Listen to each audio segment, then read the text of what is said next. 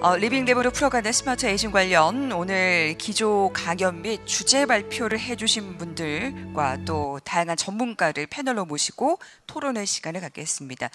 네, 먼저 기조 강연을 해주신 전남대 박상철 연구석좌 교수님과 또 주제 발표를 해주신 남부대 정숙희 교수님, 나형진 전남정보문화산업진흥원 책임님, 장현용 광주 고령 친화산업지원센터 수석 팀장님 모셨고요.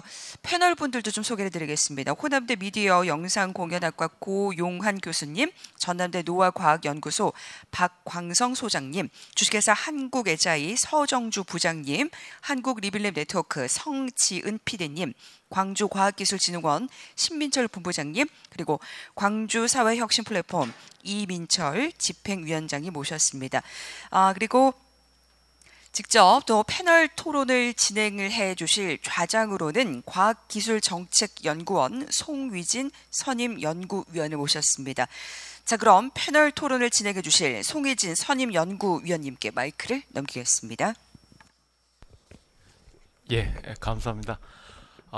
발표가 좀 많이 길었죠. 한 2시간 반 정도 됐는데요.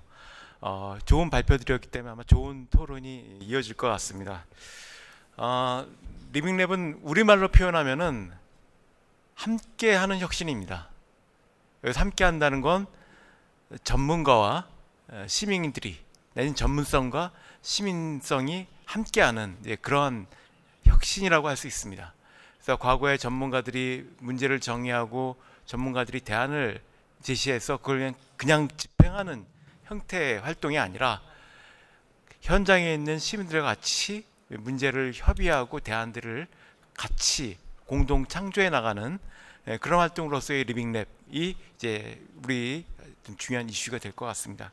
그래서 오늘은 그러한 관점에서 현재 광주에서 진행이 되고 있는 여러 가지 활동에 대한 일정한 평가도 될 수 있고 또 제언될 수 있고 코멘트가 될 수 있겠습니다. 그런 논의들을 토론자 분들께서 해주실 것 같습니다. 지금 시간이 많이 지났기 때문에 이제 핵심만 팍팍 찍어서 말씀해 주시면 좋을 것 같습니다. 우선 가나다 순으로 고용환 호남대학교 교수님께서 말씀을 해주시겠습니다. 부탁드리겠습니다. 네, 안녕하십니까. 호남대가 고용환 교수입니다. 반갑습니다. 네, 토론 분위기가 좀 좋아합니다. 무거운 것 같아서 제가 정말 좋은 의견을 많이 들었고요. 저희 대학교도 지역에서 대학들이 모여서 리빙랩을 운영하면서 어떤 것들을 기획하고 새로운 것들을 기획하고 그다음 운영하는 거에 대해서 굉장히 관심이 많습니다. 전 먼저 스마트 에이징이 아니라 스마트 웰 에이징에 대해서 소외복지가 아닌 참여복지로 가야 한다는 저희 박상철 석좌 교수님 말씀 굉장히 공감합니다. 그리고 저희 총장님하고도 함자가 같으셔가지고 굉장히 존경합니다, 교수님. 전 개인적으로 이제 대학의 역할에 대해서 좀 생각해봤습니다. 여러 교수님들과 전문가들의 이제 얘기를 들어보니까 정말 좋은 말씀이시고, 근데 저희가 이제 진올이라고 해서 광주 전남 리빙랩 네트워크를 앞으로 이제 활성화하게 하기 위해서 저희가 스마트 에이징에 대해서 포커스를 하기로 했습니다. 여기에서 저는 며칠 전에 혹시 기사를 봤는지 모르겠습니다만은 저희 학교를 얼마 전에 졸업한 KLPGA 선수가 노대동에 사는데요. 노대동 굉장히 좋은 동네죠. 가면서 어르신이 이제 다치신 걸 보고 끝까지 이제 케어를 한 걸로 해서 굉장히 이런 친구가 있구나라는 부분에 굉장히 감동을 받았다고 합니다. 이런 인력을 우리가 공감할 수 있고 이타주의적인 삶을 살 수 있는 인력을 키우는 것이 일단 지역 대학의 역할이라고 또 보고요. 대학 안에 있는 그런 랩 시설들을 지역 사회를 위해서 모든 역량을 총동원해서 그 지역 사회의 문제를 해결해 주는, 저희 호남대학교 모토가 C2T인데요. K2 타이거입니다. 그래서 지역 사회에 계신 분들의 역량 강화를 통해서 저희 모든 역량을 동원해서 같이 그분들을 이제 자립화형인 타이거 형태로 만드는 그런 것인데요. 한 가지 한 것 얘기하면 굉장히 많습니다만 저희 학교는 그런 형태로 함께 이 리빙랩 네트워크를 운영했으면 좋겠습니다. 그리고 한 가지 이제 장현용 수석 팀장님 말씀, 제가 고령친화 산업단지 굉장히 좋아하는데 자주 갑니다. 골프장도 자주 가고, 얼마 전에 병원이 또 종합병원으로 승격됐거든요. 뒤에 있던 병원이. 그래서 굉장히 잘 운영되고 있다고 봅니다.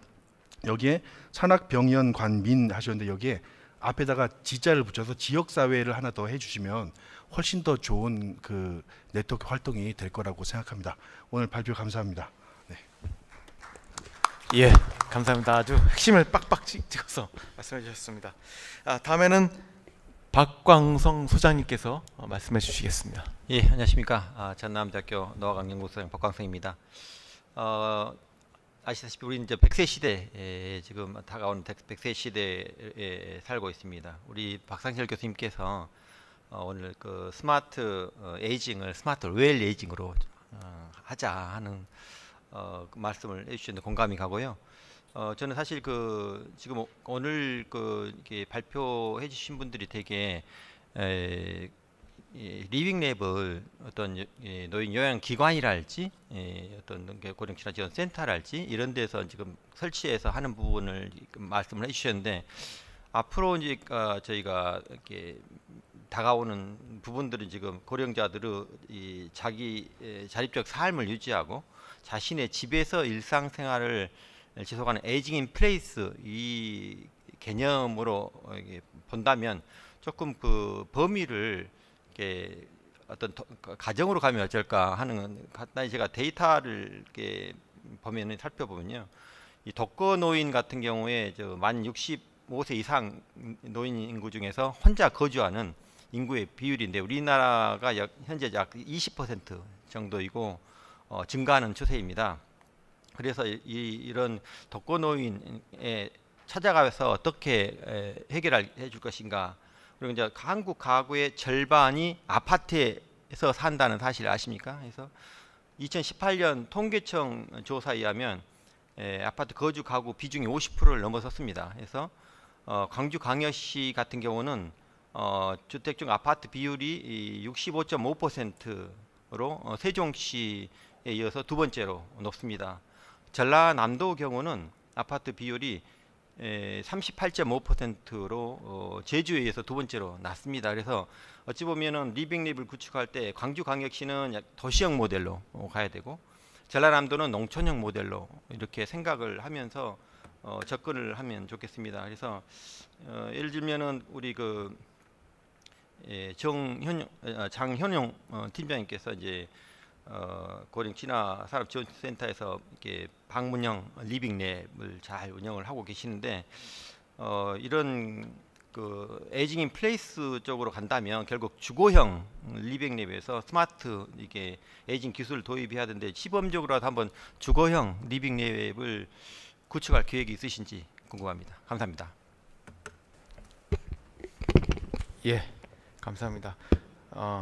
통합 돌봄과 관련돼서 지역사회에서 돌봄을 구성해 나가는 올해는 활동에 대해서 말씀을 해주셨습니다. 다음에는 한국애자이의 서정주 부장님 부탁드립니다. 네, 안녕하세요. 저는 한국애자이 서정주라고 합니다.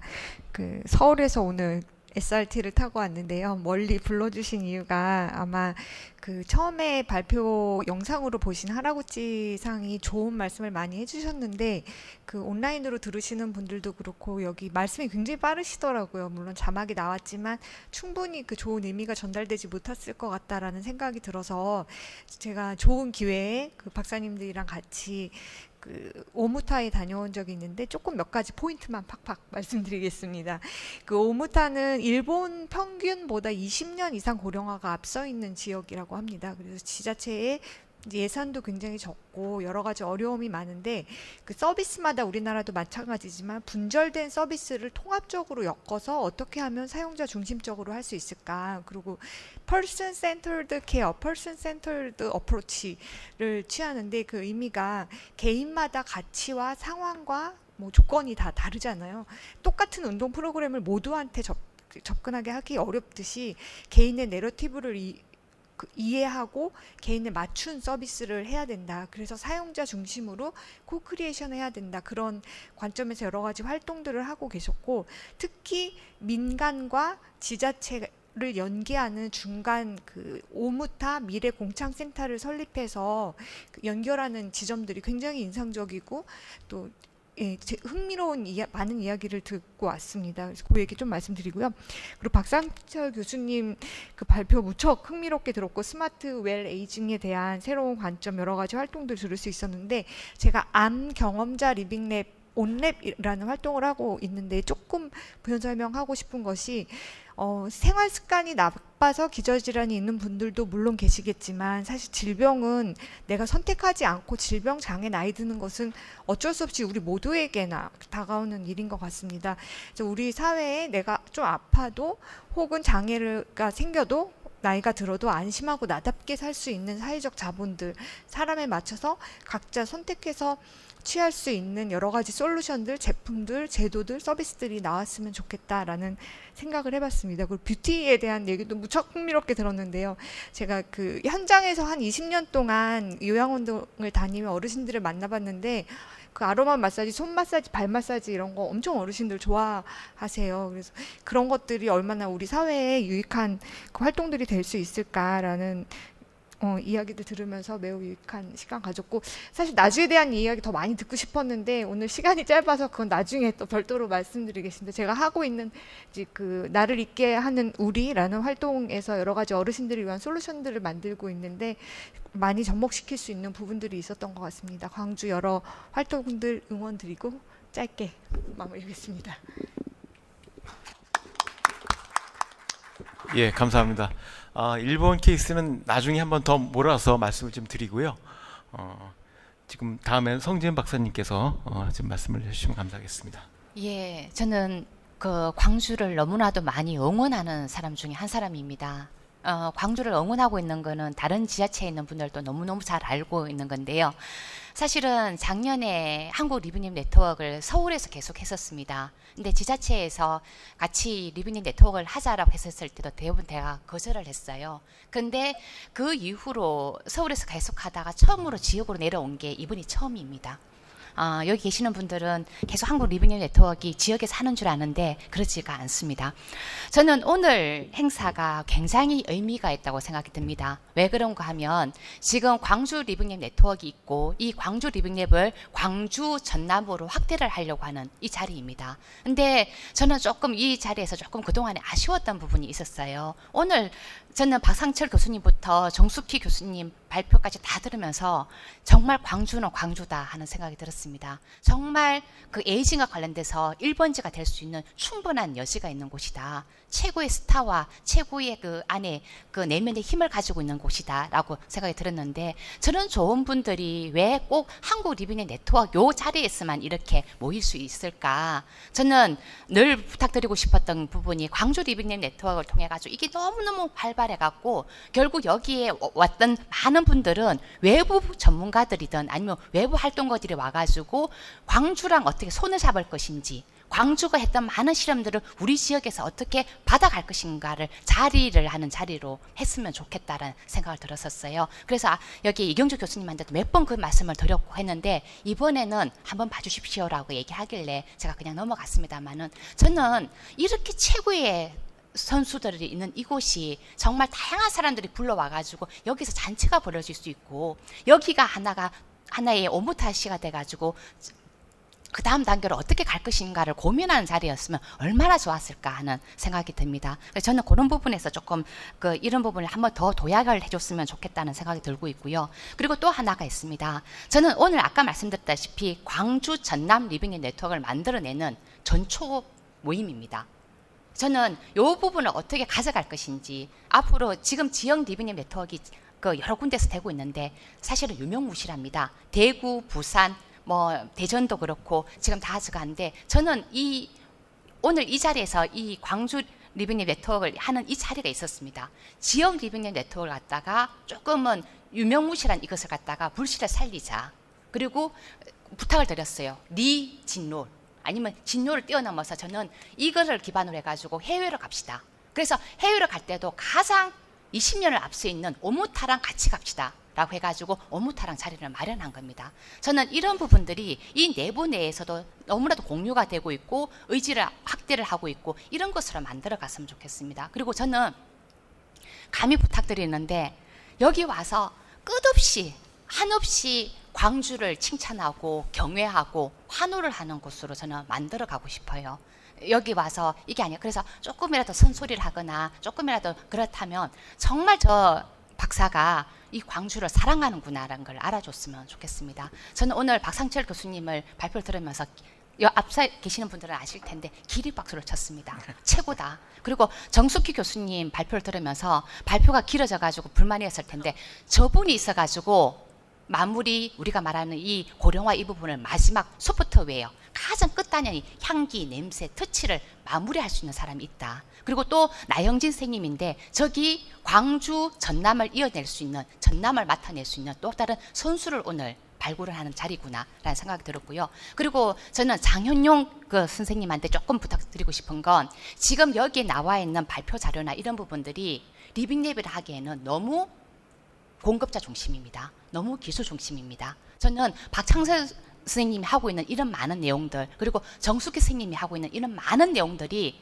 이 안으로 들어가 가지고 그것이 광주의 그 체험관에서 이루어져 가지고 그것이 하나의 테스트 돼 가지고 정말 모든 곳에서 오무타시든 아니면 네덜란드든 모든 곳에서 여기를 갖다가 방문하는 1번지가 됐으면 하는 생각이 듭니다. 예, 감사합니다.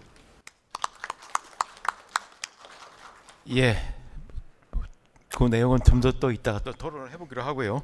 다음에는 이민철 광주 사회혁신 포럼 집행위원장님의 토론을 듣도록 하겠습니다.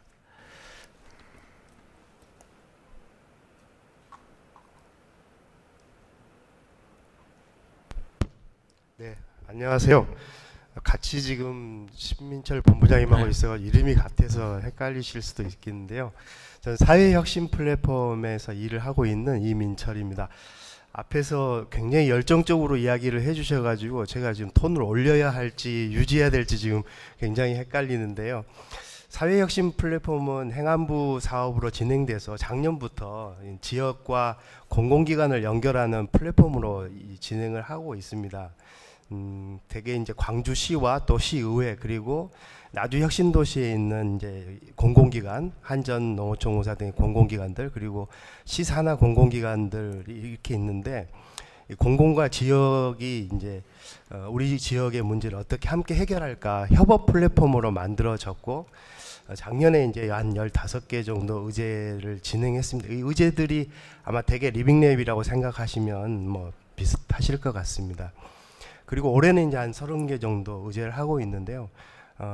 오늘 이제 오게 된 거는 이제 이경주 박사님, 또 이보현 대표님 함께 이 스마트 에이징에 대한 고민, 또 치매 안심마을 이야기, 옴타시 이야기를 귀에 못이 박히도록 계속 이야기를 하셔가지고 예, 공부하러 또 왔습니다. 저희가 이제 진행하고 있는 그 일 중에 아까 제가 오무타시 사례를 보니까 그 학습과 관련된 이제 여러 가지 그 사례가 나왔는데 저희가 진행하고 있는 이제 미래 학습 도시 의제가 있는데 그 미래 학습 도시의 의제 중에 청소년들이 하는 의제가 있고 또 시민들이 하는 의제가 있거든요. 그런 내용들이 그 내용하고 좀 비슷한 분위기여서 조금 자세하게 나중에 한번 살펴보고 싶다 이런 생각을 하게 됐습니다. 그리고 또 저희가 했던 작업 중에 이제 대표적으로 LH공사하고 또 도시공사 함께 최근에 이제 영구임대 아파트에 빈집들이 많아지다 보니까 광주시만 이제 많아지고 있습니다. 그래서 그 빈집을 LH하고 도시공사하고 지역이 함께 그 빈집을 활용해서 새로운 실험을 하고 있는데 청년들의 어떤 새로운 실험이랄지 그리고 또 하남에서는 이제 그 노인 케어 안심주택 실험을 올해 또 진행을 하고 있습니다. 그런 작업들이 아마 제가 이제 스마트 에이징에 대해서 깊이 공부를 아직 부족하기 때문에 같이 공부하면서 좀 도움을 받아보고 싶습니다. 오늘 아침에 이제 그 월산동이라고 하는 지역에서 아까 이제 박상철 교수님께서 그 마을에 대한 이야기를 해주셨는데 저희는 이제 그 사회혁신, 뭐 디지털 사회혁신에 대한 여러 가지 작업도 하고 있지만 기본적으로 마을을 기반으로 하는 사회혁신, 사회문제 해결을 많이 추구를 하고 있습니다. 공동체 기반으로. 그래서 월산동에서 오늘 아침에 같이 토론을 했던 부분은 그 지역의 인구가 한 10,000명 정도 되는데 그 노인 인구가 30%가 좀 넘습니다. 굉장히 많은 상황이죠. 그래서 이 지역에서는 그러면 어떤 방식의 그 복지관들이 함께 노인 인구가 많은 이 월산동을 어떻게 바꿔볼까 이렇게 고민을 하고 계셨습니다. 그런데 출발점 자체가 이제 되게 복지적인, 그러니까 시혜적 관점에서 접근을 하고 있어서 좀 방향을 바꿔보자. 그래서 아까 말씀해 주신 것 중에 의존에서 독립으로, 그리고 또 참여형 복지 등등의 이제 그런 방향으로 아침에 논의를 하고 왔는데, 교수님께서 큰 방향을 딱 정리를 해 주셔서 그 이야기도 좀 월산동 분들에게 해드려야겠다 이런 생각이 들고, 이제 그런 부분에 오늘 오신 분들과 이 저희가 다루고 있는 여러 가지 의제들을 잘 연결을 해보면 좋겠다 이런 생각을 하고 했습니다. 그리고 그 스마트 도시, 이제 스마트 시티 작업, 이제 작년에 저희 의제로도 다뤘는데, 하다 보니까 이제 기술 중심으로 논의가 되지, 실질적으로 시민들이 이런 문제를 좀 고쳐야 돼, 내지는 이런 불편을 해소해야 돼라고 하는 소위 말해 시민들의 어떤, 시민들이 중심이 돼서 스마트 시티가 추진되는 게 아니고, 이를 시행하는 사업체들 중심으로 일이 진행되다 보니까 나중에 시민들은 그 뭘 했지? 그러니까 전혀 체감도가 없는 그런 일들이 많았습니다. 그래서 이 리빙랩도 그렇고, 또 저희가 하는 사회혁신 플랫폼의 이제 철저한 철학은 시민주도화하고 협업 두 가지의 기반을 가지고 사회 문제 해결을 접근하고 있는데, 리빙랩하고도 그렇게 해서 같이 협업을 좀 해보고 싶습니다. 감사합니다. 예, 현장의 얘기를 많이 해주셨습니다. 다음에는 이제 이름이 같으신 신민철 본부장님 토론 부탁드리겠습니다. 네, 이름이 같습니다. 네, 광주과학기술진흥원의 신민철입니다. 먼저 오늘 인상 깊은 그 기조 연설을 해주신 우리 박상철 교수님과 세 분 우리 발제자님의 지역 기반 리빙랩에 대한 사례들을 잘 들었습니다. 오늘 주제의 초고령화 시대의 그 스마트 에이징, 역시 다양한 많은 주체들이 참여하는 리빙랩이 적극적인 대응 방안이다라는 생각이 들고요. 특히 이 스마트 에이징은 과학기술과, 그리고 이제 의료, 보건, 또 오늘 나왔던 뷰티 간병, 그리고 이제 생활환경 모든 분야에 민관 산학연의 많은 기관과 단체들이 가장 많이 협력해야 될 분야이고, 그리고 또 가장 활성화돼야 될 분야라고 생각을 합니다. 오늘 보니까 이제 오늘 발제하셨던 내용들을 보니까 그래도 우리 지역에서 지역을 기반으로 한 리빙랩의 사례, 또 스마트 에이징에 관련된 많은 내용들이 그래도 선도적으로 잘 진행되고 있구나라는 생각이 들었습니다. 특히 오늘 발제하셨던 우리 정숙 교수님의 그 뷰티 간병 부분은 저도 이제 시기관으로서 적극적으로 시에 또 의견을 개진했던 부분인데, 하여튼 뭐 그 시 사업으로, 시범 사업으로 잘 수행됐다는 부분이 반갑고, 이 부분이 이제 앞으로 더 잘 그 지역 모델을 넘어서서 전국적인 사업 모델로 확산될 수 있기를 기대를 해보겠습니다. 이런 부분에 있어서 앞으로 진행 계획이 있으신지 한번 나중에 말씀 주시면 좋을 것 같고요. 저희도 지속적으로 관심을 가지도록 하겠습니다. 저는 이제 오늘 주제 관련해서는 지역의 과학기술을 기획하고 지원하는 과학기술 지원기관의 입장에서 저희가 그 관점에서 말씀을 드리는 게 좋을 것 같습니다. 리빙랩 관련해서는 우선 저희 광주과학기술진흥원이 과기정통부와 광주시 출연기관으로서 지역의 R&D를 저희가 사업 기획 지원을 해오면서, 이제는 이제 R&D의 체계가 시민 참여형 R&D 체계로 주도해서 가고 있다고 느끼고 있고요. 중앙정부나 특히 과기정통부 같은 경우에는 잘 아시겠지만 사회문제 해결형의 R&D 과제 분야를 중심적으로 계속 추진하고 있고, 2013년도에 1차 사회문제 해결 종합실천계획이 수립된 이후에 14년도에 11개의 과제를 선정하였고, 18년도에 이제 2차 국민생활 문제 해결 종합계획이 마련되어서 지금 40개 주요 사회 문제로 확산되고 있습니다. 특히 이제 다부처 과제 같은 경우는 사회 문제 해결형과 그 다음에 혁신성장 또는 이제 미래성장이라는 두 가지 축으로 기획하고 또 추진되고 있습니다. 2014년도부터 다부처 과제 같은 경우에는 올해까지 한 10차례에 걸쳐서 다부처 사회문제 해결형 과제가 선정되고 있고 또 수행되고 있습니다. 그래서 저희 이제 광주과학기술진흥원도 이런 지역 R&D 사업 기획을 이런 두 가지 방향에 맞춰서 기획하고 지원하고 있습니다. 그리고 또 하나는 이제 이 사회문제 해결형 R&D 사업이 중앙이 지원하고 지역이 주도하는 방향으로 진행하고 있다는 것인데요. 더 나아가서는 이제 지역이 기획도 하고 지원도 하는 그런 역할을 해야 된다고 생각을 하고 있습니다. 저희 진흥원도 작년에 이제 리빙랩을 기반으로 한 그 환경 문제, 생활 문제의 사회 문제 해결형 다부처 과제를 기획 제안해서 시민 삶의 질 개선을 위한 미세먼지 사업도 현재 수행을 하고 있습니다. 많은 그 광주시 광산구 그리고 이제 연구기관들이 참여하고 있는데요. 이제 코로나19 관련해서도 지금 이제 미세먼지의 어떤 농도가 높은 지역일수록 폐질환을 기저질환을 하고 있기 때문에 주중선하고 있다 보니 미세먼지가 많은 지역이 오히려 더 치명률이나 사망이 높다는 보고들이 있습니다. 그런 의미에서 이런 사회문제 해결에 기여할 수 있다고 생각을 하고 있습니다. 올해도 이제 저희는 이제 사회문제 해결형이 R&D 과제를 기획 발굴해서 지속적으로 신규 사업을 위해서 노력을 하겠습니다.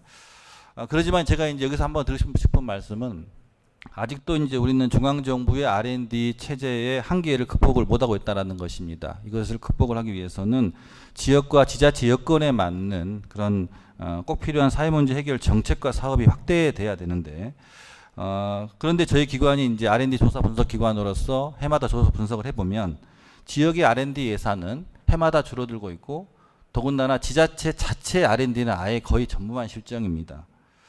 그래서 이제 지역이 주도하기 위해서는 이제 지자체도 관심을 가지고 자체 R&D를 사회문제 해결형의 어떤 관점에서 버텀업으로 시작하는 이런 예산들을 늘려나가야 된다는 생각을 갖고 있습니다. 그러한 부분에서 이제 우리 이런 지역의 리빙랩 기반 스마트 에이징 기술, 그다음 오늘 뷰티 간병, ICT 나주의 치매 안심 사례, 고령 치료센터 인프라 등은 여러 면에서 많이 현재 준비가 되고 있다 생각이 듭니다. 그리고 이제 더 중요한 것은 이런 스마트 에이징을 위해서는 이런 기술과 인프라의 뒷받침이 되더라도 고령층의 참여자뿐만이 아니고 소유자뿐만 아니고 스마트 에이징에 참여하는 모든 기관 단체 구성원들의 참여가 더 중요하고 정부 지자체가 이를 위한 사회문제 해결형의 R&D를 지속적으로 확대해야 된다고 생각을 하고 있고 또 여기에 정책적인 제도의 뒷받침이 필요하다는 말씀을 드리고 싶습니다.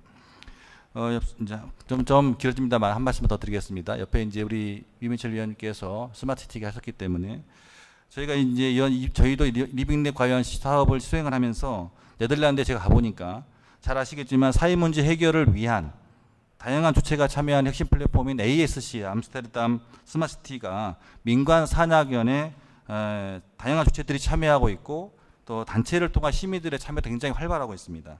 또한 리빙랩 확산을 위한 시민이 참여하는 프로그램 공모사업을 시민을 대상으로 추진을 해서 60만 유로인가요? 아무튼 2016년부터 하고 있는데요.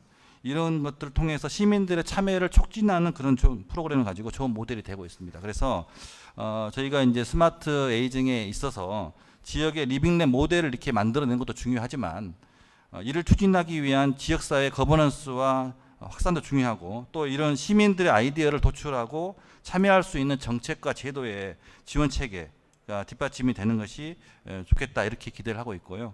마지막으로 이제 오늘 이런 포럼을 통해서 지역의 리빙랩 거버넌스와 네트워크 강화가 큰 역할을 할 것으로 기대하고 생각합니다. 예, 감사합니다. 과학기술진흥기관의 관점에서 여러 가지 점들을 지적해 주셨습니다. 우리가 일반적으로 그 지역이 직면한 여러 가지 어려움들을 그냥 어려운 걸로 생각을 하는데 가령 이제 우리가 지금 다루고 있는 이 고령화 사회도 그런 주제로 생각하는데 이게 위기이지만 동시에 기회가 될 수 있습니다. 왜냐하면 그 문제를 해결하기 위해서 지역사회의 다양한 자원들과 노력들을 통합해낼 수 있기 때문이죠. 오늘 이제 스마트 에이징도 이제 그러한 이슈 속에서 오늘 논의가 이루어진 것 같습니다. 그리고 그런 식으로 기획이 됐고요.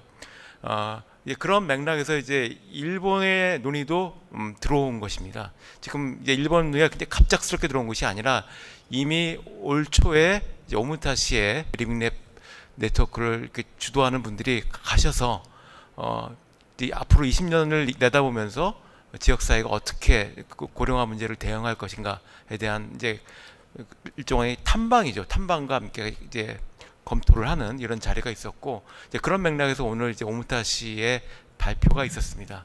그리고 이제 오무타시 같은 경우는 어떻게 보면 이제 광주랑 같이 작업을 할 수 있는 또 가까운 곳이기도 합니다. 이 무안공항을 통해서 가면 금방 갈 수 있거든요. 그래서 오늘의 자리가 단순히 광주가 처한 현재 이제 고령화 문제를 대응하는 참여형 프로그램을 논의하는 자리뿐만이 아니라 여기서 국제적인 차원에서 같이 협의하는 그런 공간으로 될 수 있는 기회라고 생각을 합니다. 그래서 단순한 그냥 리빙 네트워크라기보다는 그런 전망을 이렇게 두고서 논의를 하는 그런 계기가 되었으면 합니다. 지금까지 이제 토론자들이 말씀을 해주셨고요. 플로어에서도 그 질문이나 코멘트를 하실 분이 있을 것 같습니다. 그래서 플로어에서 질문과 코멘트를 받고 한꺼번에 이제 발표자들의 대답을 듣는 기회를 갖도록 하겠습니다. 질문이 있으신 분들은 이렇게 손을 들고 소속을 밝히시고 말씀을 해주시면 좋을 것 같습니다. 제가 너무 훅 들어갔나요? 뭐 코멘트도 좋고요. 질문도 해주시면 좋을 것 같은데, 이게 보통 우리 온라인으로 하면 온라인은 지금 막 올라올 것 같습니다. 막 쫙 올라오는데 애석하게도 제가 지금 게 없어서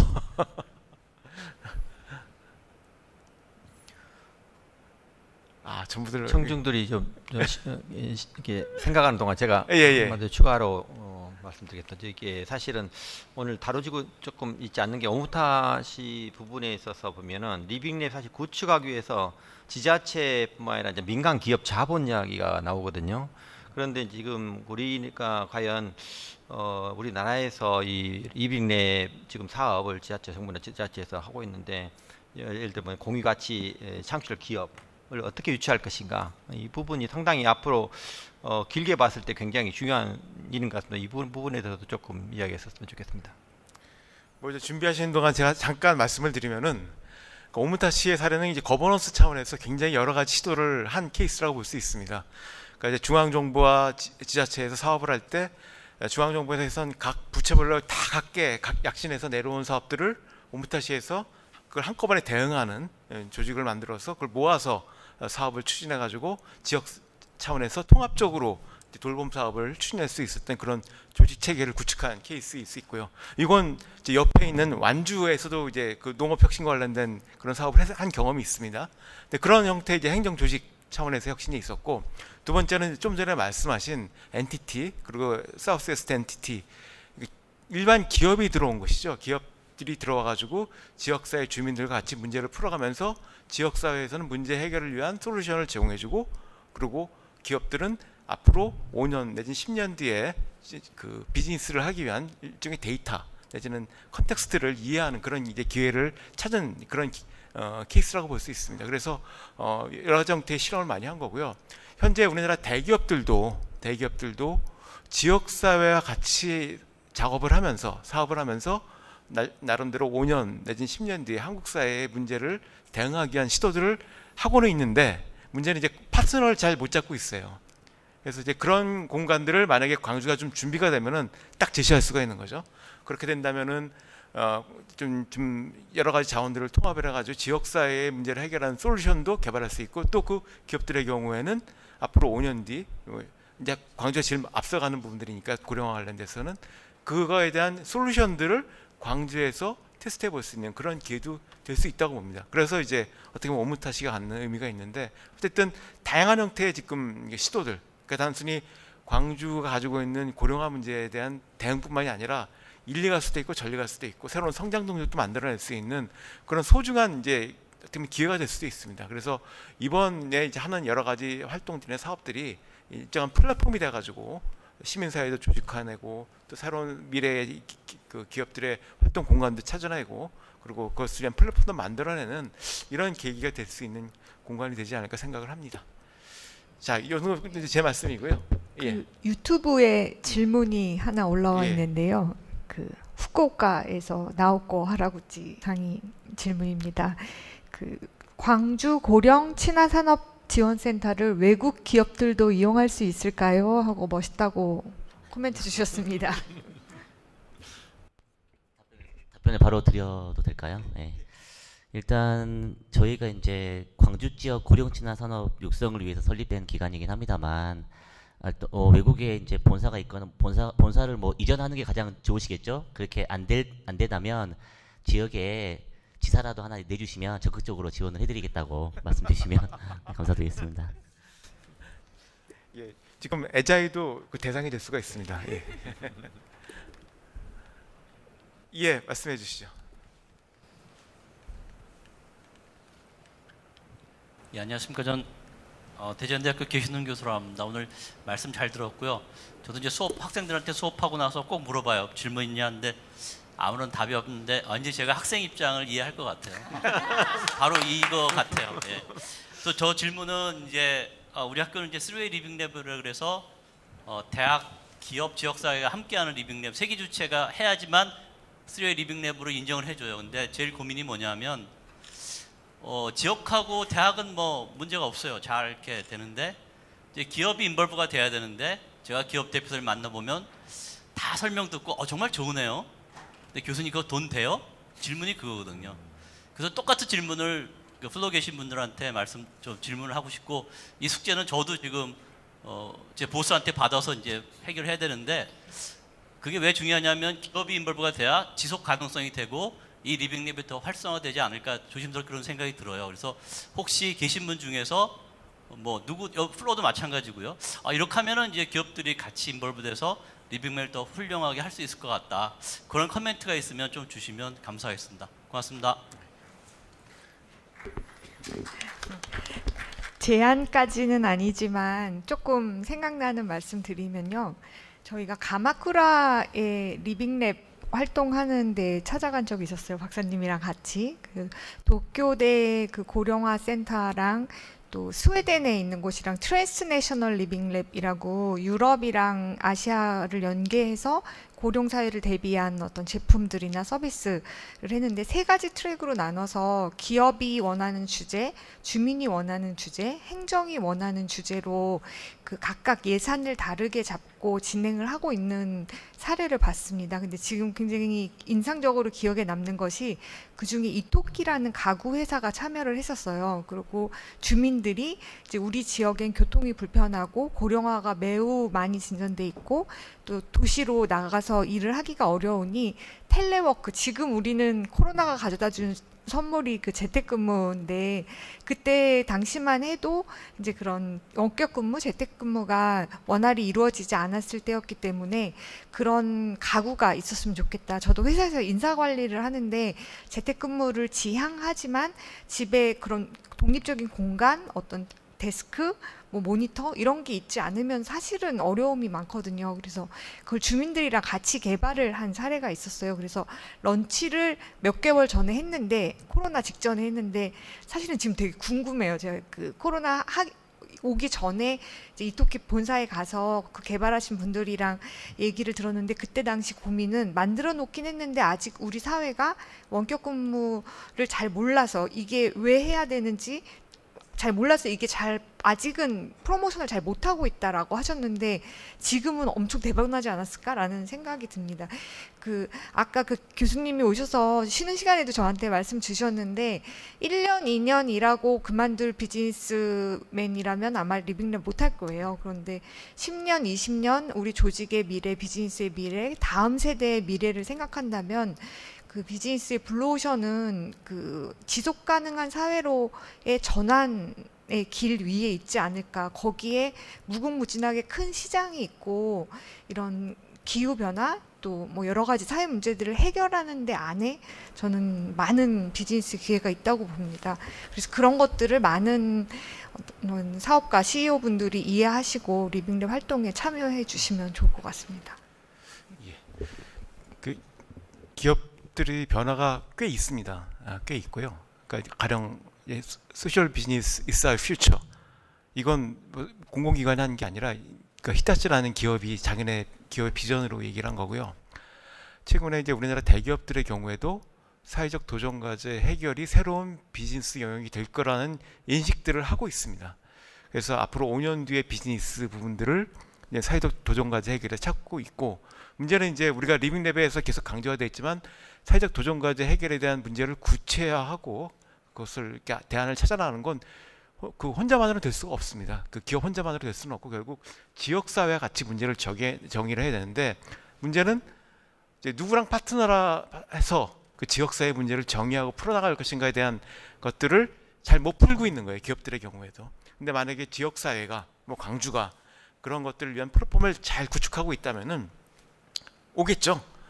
찾아갈 필요 없이 아마 그만 잘 구축돼도 올 겁니다. 그래서 리빙랩이 지향하는 공공성을 지향하고 있는 조직화된 사용자 그룹들이 딱 있고, 그리고 리빙랩을 운영하는 경험들도 좀 있고 학습도 돼 있고, 그렇다면은 그런 기업들이 오지 않을 이유가 없죠.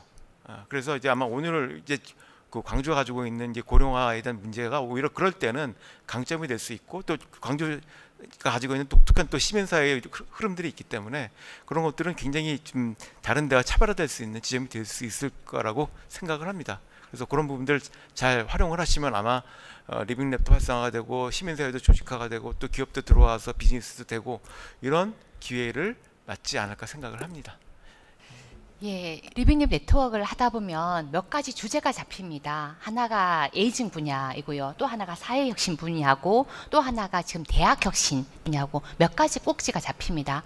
저는 대전대에 좀 부탁을 드렸어요. 대전대도 의대나 이런 한의대가 강하고 지역하고의 교류가 강하기 때문에 에이징 분야로 해서 계속 가주십시오라고 해가지고 리빙랩 네트워크를 계속 해왔습니다.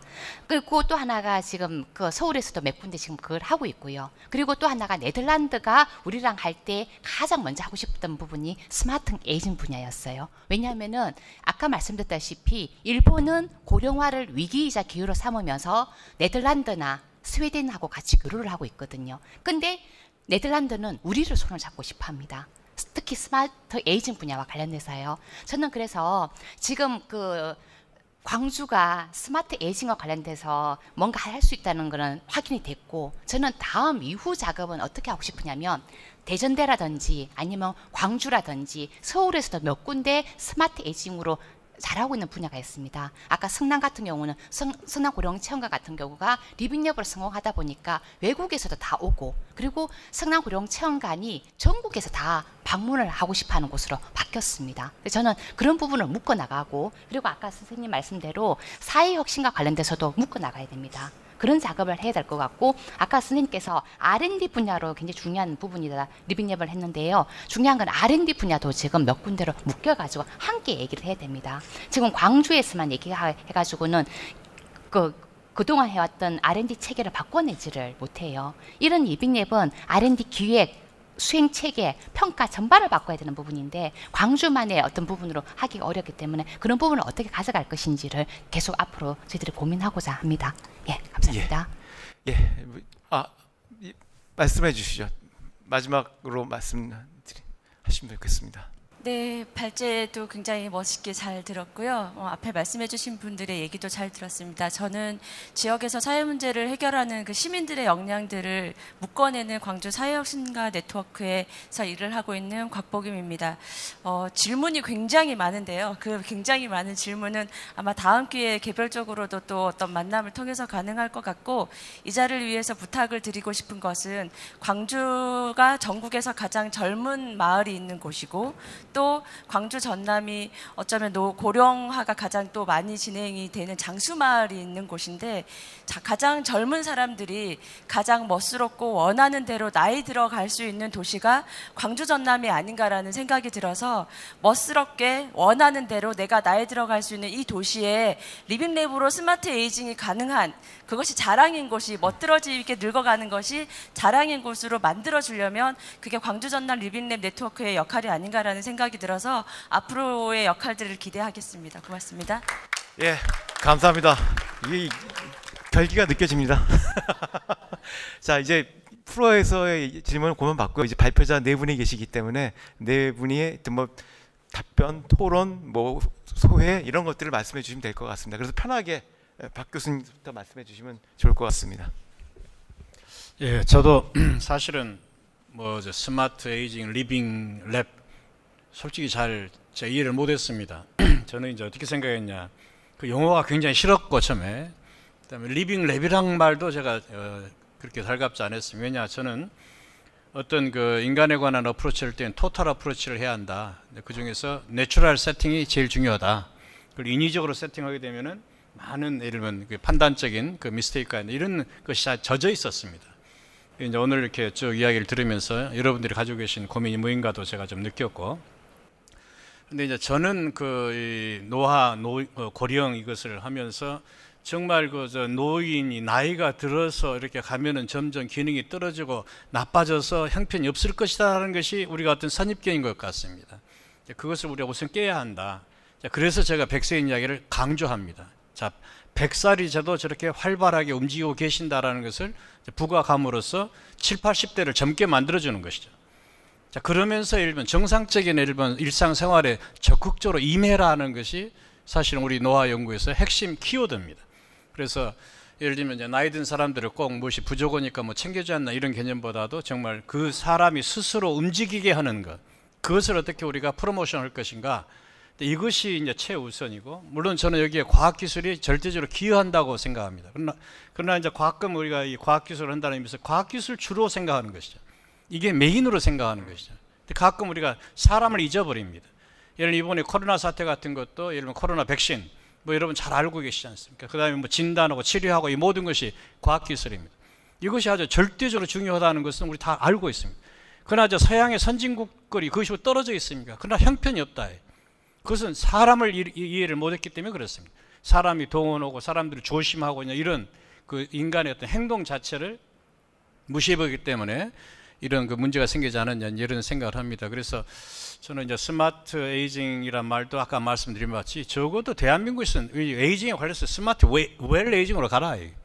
그래서 정말 목표가 클리어하게, 그러면서 인간을 위한 어떤 그런 이 정말 그 과학기술이 기여하는 소사이티를 만들자. 이제 그런 의미에서 저는 이제 지역사회가 해야 할 일이 많다고 생각합니다. 특히 이제 저는 지역사회가 해야 할 중에 하나가 뭐냐면 지금 여러 가지 리빙랩에서 많은 그 자료를 만들고 저는 가장 중요한 것은 그 지역 주민들의 일정한 어떤 론지튜드널 스타디 세팅을 하나 해놓으면 됩니다. 그 지역 주민들의 예를 들면 어떤 에어리아를 딱 정해가지고 이 지역의 주민들이 매년 어떻게 변화하고 있더라. 그걸 베이식 데이터만 딱 깔아버리면은 그 다음에 어떤 기업이든지 거기 들어올 수가 있습니다. 거기에 인터벤션이 들어가면 되는 것이거든요. 그래서 그런 적어도 지역 주민의 일상 생활에서의 어떤 세팅을 중심으로 해가지고 그 지역 조사를 좀 철저하게 하고 그 다음에 거기서 정적 관찰 이런 걸 할 수 있는 세팅을 딱 해놓게 되면은 그 다음에 일 들어가기가 아주 쉽죠. 예를 들면 이제 구곡순담이라는 구룡곡선 순창 담양에도 그걸 서로 론지튜드널이 제일 중요하다. 그걸 벌써 한 10여 년 전에 만들어놨습니다. 자, 그 주민들이 예를 들면 저 몇백 명이 딱 세팅이 되어 있으니까 그 사람들을 대상으로 해서 자 먹는 것을 뭐 식품을 테스트한다든지 또는 뭐 여러 가지 뭐 생체 기능을 테스트 이런 것이 그냥 들어가 버릴 수가 있네요. 그 데이터에서 어떻게 변화되는가를 모니터링하면 되는 것이니까 저는 이제 그래서 지역 사회가 그런 점에서 만약에 정말 이렇게 이 어떤 리빙 레벨이라는 그런 개념을 가지고 있다 그러면은 따로 만들 것이 아니라 지역의 커뮤니티 어떤 빌리지들을 딱 거기 세팅을 해버려라. 그러면 그 지역에 고유한 어떤 그 프로그램을 얼마든지 짜낼 수 있고 그렇게 됐을 때 국제적으로도 우리가 가서 이야기를 할 수 있는 아주 고유한 그런 것이 또 될 수 있지 않겠는가. 다만 이제 네트워크라 그러면은 그런 지역들이 여러 개만 있으면 됩니다. 대한민국에. 그러게 되면 우리가 문제 해결하는데 아주 훨씬 쉽게 할 수 있지 않겠는가. 예를 들면 광주 지역은 그렇고, 예를 들면 부산 지역은 그렇고. 저희가 예를 들면 백세인 조사를 하면서 이거 여러 가지 식품 조사 찍으면서 식단이 이렇게 다른가.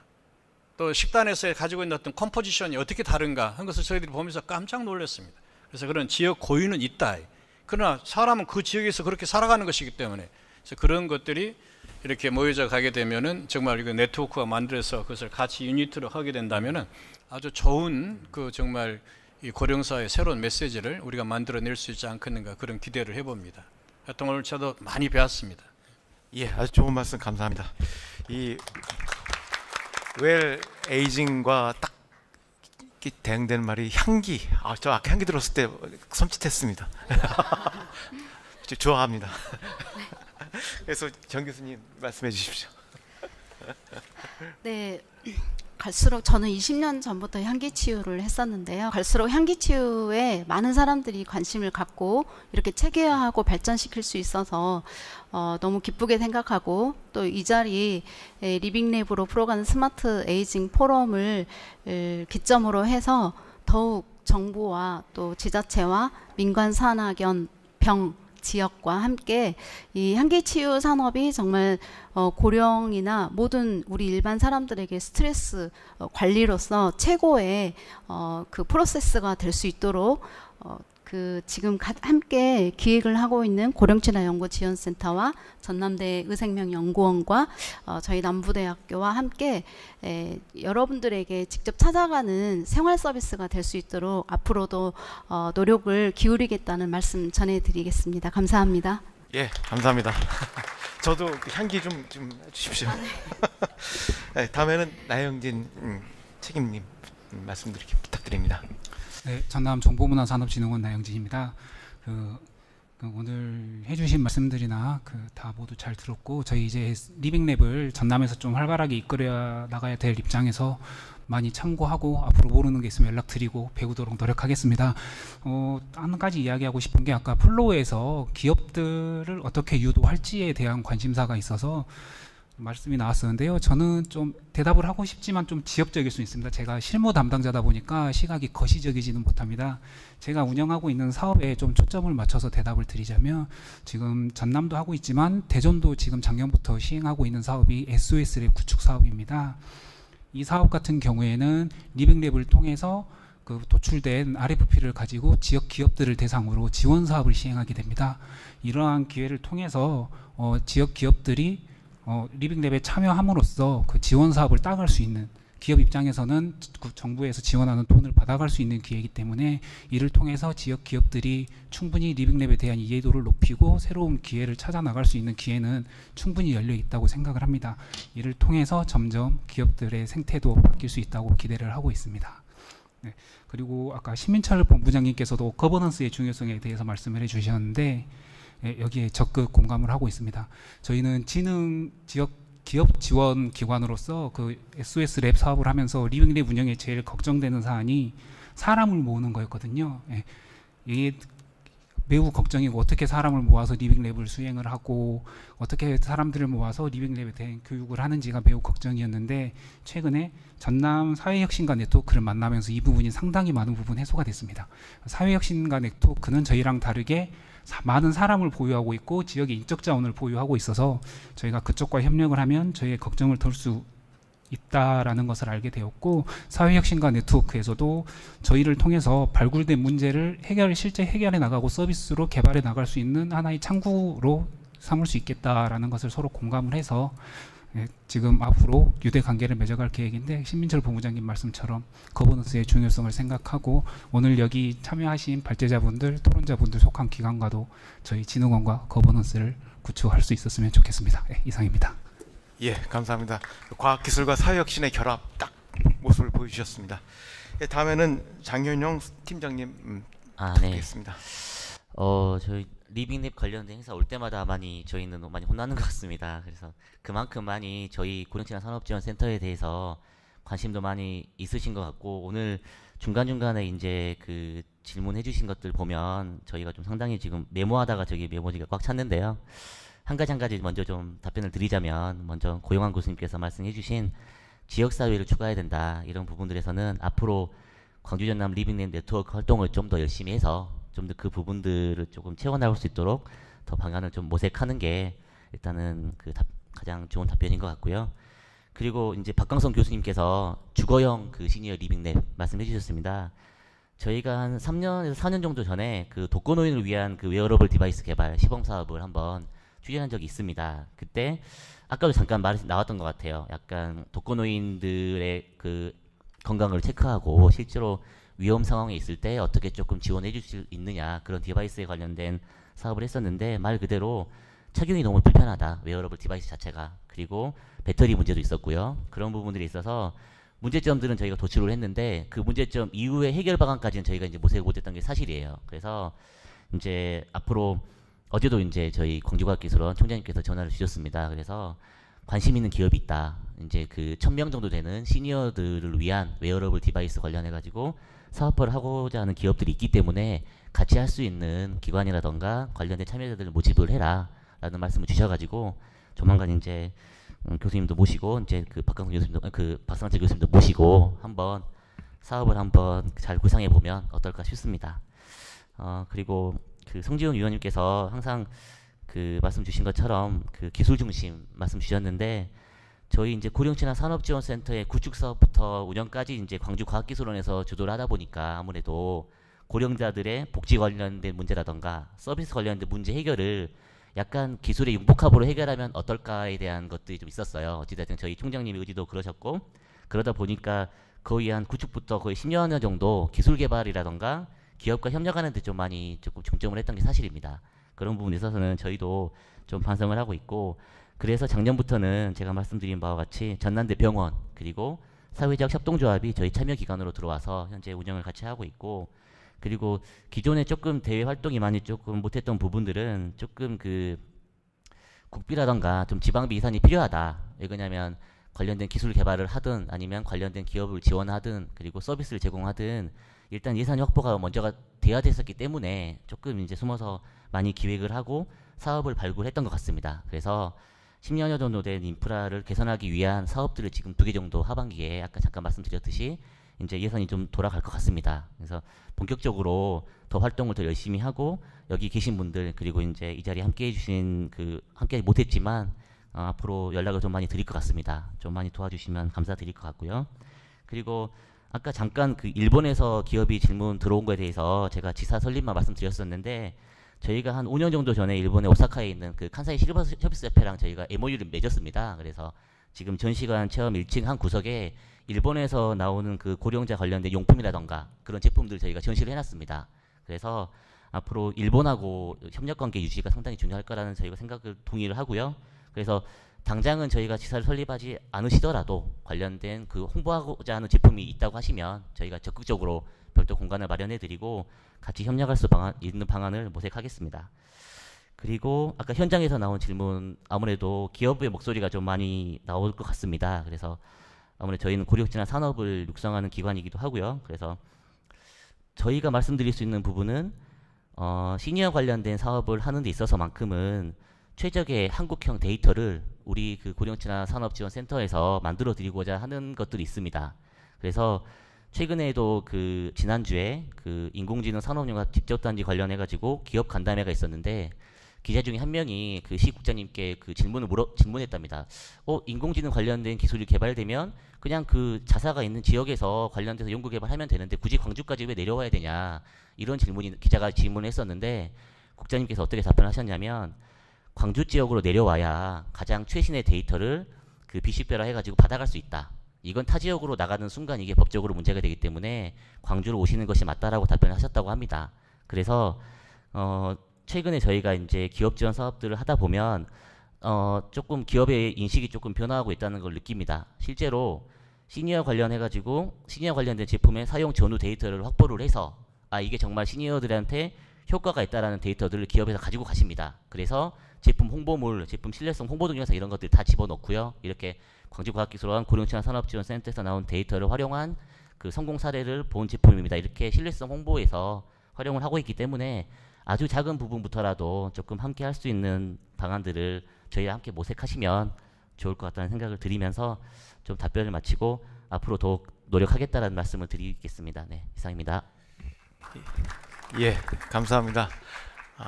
이게 리빙랩의 핵심은 여러 번 이제 우리가 얘기를 해왔지만은 공공성을 가지고 있는 조직화된 사용자 그룹, 시민 그룹이 되겠죠. 그분들이 이 기술 개발과 같이 하는 겁니다. 그래서 이분들이 얼마나 조직화되어 있고 학습 능력이냐에 따라 가지고 리빙랩의 성과가 달라지게 됩니다.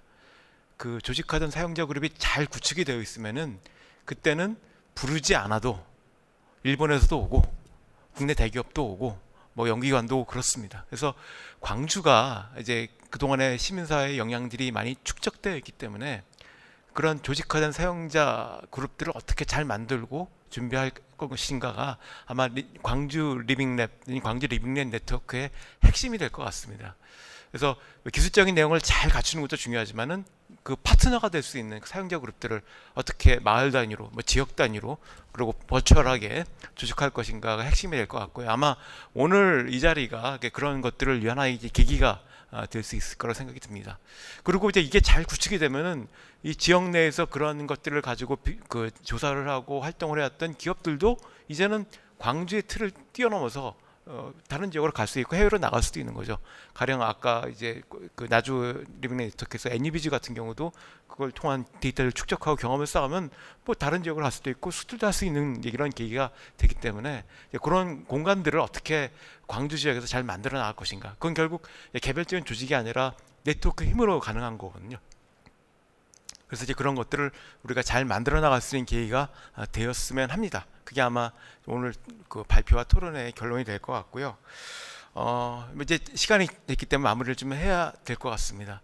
그 오늘 이 자리가 이렇게 코로나 때문에 굉장히 어렵게 진행이 됐습니다. 그래서 이걸 만드는데 보이지 않게 고생하신 분들이 있습니다. 전남대학교의 서철 교수님이 굉장히 고생을 많이 하셨어요. 이 수많은 일들이 벌어졌는데 그걸 다 하여튼 조정하고 그래 가셔가지고 서철 교수님 박수 한번 부탁드리고요. 그리고 원래는 이 코로나가 없었으면 일본에서 발표자들이 오시기로 되어 있었습니다. 근데 이제 그것도 이제 코로나 때문에 어려웠는데 이제 그걸 위해서 좀 조정해 주신 그 나오코 선생님이 있습니다. 오늘 아마 지금 들어와 계실 텐데 나오코 선생님한테도 감사의 말씀을 드립니다. 그래서 그분이 없었으면 하라구치 선생님의 발표도 없었을 거고요. 그래서 그분들의 노력이 있었기 때문에 오늘 이 자리가 될 수 있었던 것 같습니다. 7월 달에도 한국 리빙 네트워크가 열립니다. 물론 이제 이게 오프라인으로 열릴지 아니면 이제 오늘처럼 이렇게 오프라인 플러스 랜선으로 열릴지는 잘 모르겠는데 어쨌든 마산에서 열립니다. 마산에서 7월 22일 날 열리고요. 그때는 아마 도시 재생, 뭐 도시 지역 개발 이런 주제를 가지고 아마 할 것 같습니다. 그래서 그때는 그 경남대학교가 아마 중심이 되어가지고 할 것 같은데 계기가 되신다면 한번 오셔서 또 같이 얘기를 하셔도 좋은 자리가 될 것 같습니다. 오늘 굉장히 긴 시간 동안 이 자리를 함께 해주셨는데요. 하여튼 좋은 토론, 좋은 말씀 감사합니다. 잘 그 마무리가 됐으면 좋겠습니다. 감사합니다.